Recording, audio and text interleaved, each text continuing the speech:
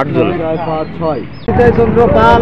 আমি এত 10 বছর আগে গেছিলাম, ওটা ইট ভাটার কাজ করছি। এখন থাকবেন না দে, এখন ভোর গিয়া সুস্থ মতন পাবেন। বাড়ি কোথায়? বাংলাদেশ বাড়ি কোথায়? বাংলাদেশ বাড়ি আমার লালমনির হাট।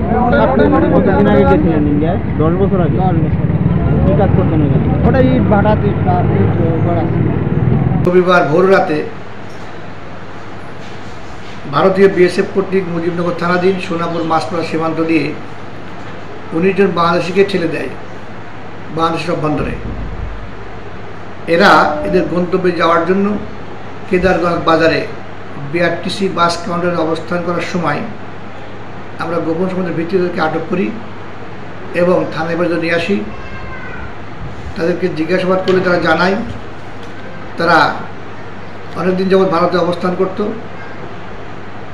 গত রাতে 20 জনকে বাংলাদেশের মধ্যে ঠেলে দিয়েছে।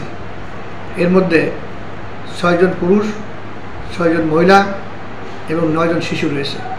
ধন্যবাদ।